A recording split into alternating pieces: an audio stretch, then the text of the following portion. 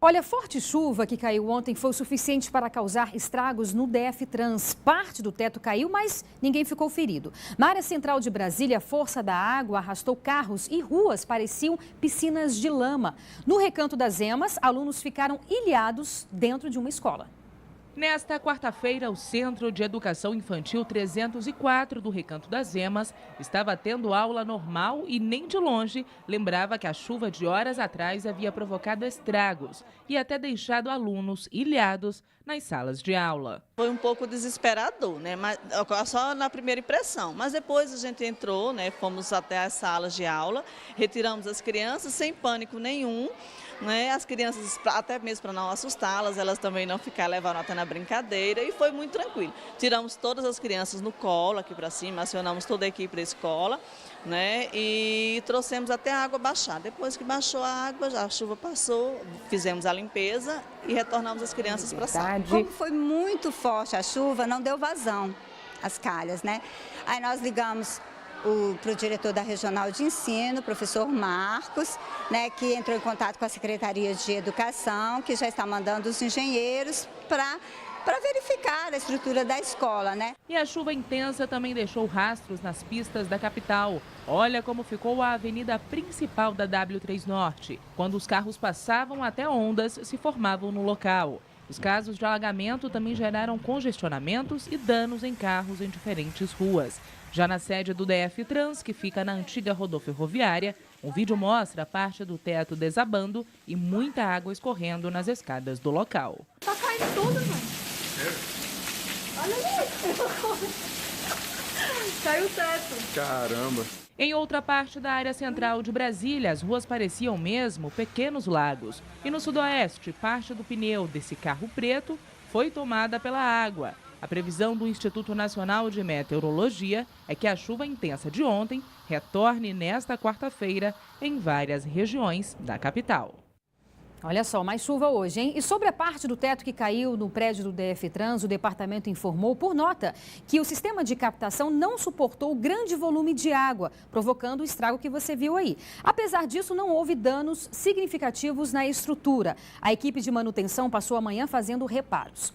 E olha, a sessão do Supremo desta quarta-feira vai definir o futuro de Lula. O petista poderá ser preso imediatamente se o habeas corpus for negado. O que for decidido mexe também com o papel do Ministério Público na Lava Jato. Não à toa, Raquel Dodge disse ontem em documento enviado aos ministros que o fim da prisão, em segunda instância, seria um triplo retrocesso. Nós vamos voltar a falar ao vivo com a Carolina Vilela, já está aqui conosco. Carol, grandes repercussões, né? E a grande expectativa também para esse julgamento de hoje. É verdade, Renata. Olha, nesse documento que você acabou de mencionar, aí, enviado aos 11 ministros do Supremo pela Procuradora-Geral da República, Raquel Dodge, ela fez um alerta sobre a revogação da decisão do STF, que é essa decisão que permite a prisão após a condenação em segunda instância. Ela disse o seguinte: se essa decisão for revogada, isso significa uma ameaça à efetividade do sistema prisional, à segurança jurídica e à confiança da população na estabilidade, além de colocar em xeque a coerência das decisões do Supremo Tribunal Federal. Durante uma sessão no Conselho Nacional do Ministério Público, a Procuradora-Geral da República, Raquel Dodge, disse o seguinte: justiça que tarda é uma justiça que falha. A sessão que pode mudar ou manter o entendimento do Supremo Tribunal Federal, que é o entendimento de que, após a condenação em segunda instância, pode haver sim a prisão, é a mesma sessão que vai acontecer daqui a pouquinho às 2 horas da tarde, que vai julgar aí o habeas corpus do ex-presidente Luiz Inácio Lula da Silva. A defesa do Lula quer que ele aguarde em liberdade responda em liberdade ao processo no qual ele foi condenado a 12 anos e 1 mês de prisão por lavagem de dinheiro e corrupção passiva, naquele caso do triplex no Guarujá. Se esse habeas corpus for aceito hoje, Renata, Lula, então, vai ficar solto até que sejam esgotados todos os recursos nas instâncias superiores da Justiça. Agora, se o habeas corpus for negado, ele pode ser preso logo após a sessão. Basta, então, que a Justiça lá no Paraná seja notificada, a Justiça, né, que é responsável aí pelo processo e também pela execução da pena de Lula. E aí, quando ela for notificada, se esse habeas corpus for negado, o juiz Sérgio Moro pode emitir um mandado de prisão a qualquer momento. É importante ressaltar, Renata, que se o Supremo mudar o entendimento que foi decidido lá em 2016, aquele que a gente está falando, né, que permite aí a prisão após a segunda instância, isso vai abrir precedentes, vai abrir caminhos para presos que já foram levados à cadeia após a condenação em segunda instância e para aqueles que possam vir a ser presos. Então, vai abrir um precedente, vai mudar aí o entendimento nos outros tribunais. O voto mais esperado e também considerado o mais decisivo, aquele fiel da balança, é o da ministra Rosa Weber. Ela, na época em que foi decidido isso lá no Supremo, em 2016, ela foi contrária, mas ela vem usando o entendimento nas decisões dela, nos julgamentos que ela vem decidindo. Renata. Ok, Carol, muito obrigada. Cláudio, sem dúvida, é um julgamento muito importante hoje, não só para o ex-presidente Lula, mas, como foi dito aqui, para o Lava Jato como um todo, né? É muito importante, é fundamental. Tanto assim que o Supremo Tribunal Federal furou a fila, né? E está examinando, julgando esse habeas corpus, quando há 5.000 habeas corpus pendentes de julgamento no Supremo Tribunal Federal. Você vê como o Lula continua muito influente, inclusive, na Suprema Corte.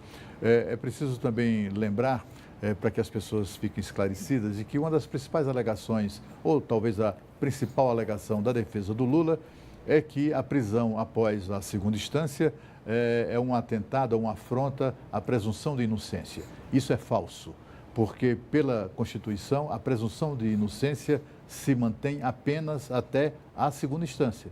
Por quê? Porque é até a segunda instância quando as provas são produzidas. As provas apresentadas pela acusação e também pela defesa. Depois da segunda instância, quando vai em grau de recurso para tribunais superiores, aquela parte de provas, de produção de provas, não será revista.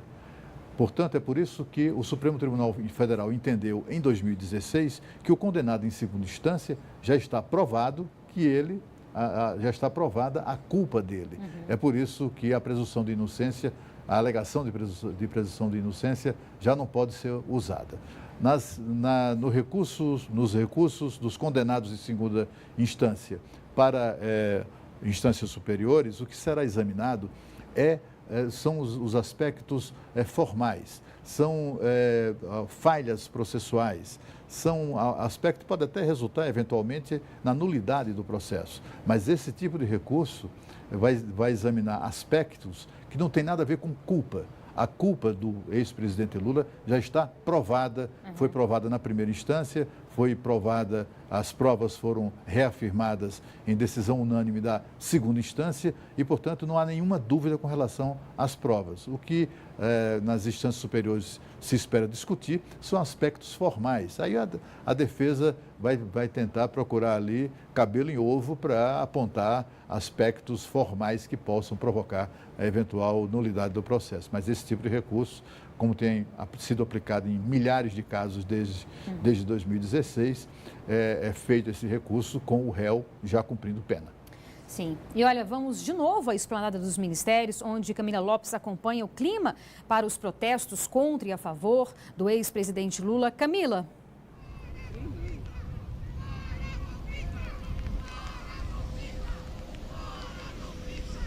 Olá, Renata. O pessoal está fazendo a movimentação aqui do lado dos afavores, né, do presidente Lula, já ali no Museu da República. Aquela área que é destinada para as pessoas que são contra habeas corpus ainda está vazia. A gente pode ver a esplanada ainda bastante vazia. A expectativa é que o pessoal comece a chegar no início da tarde. Renata?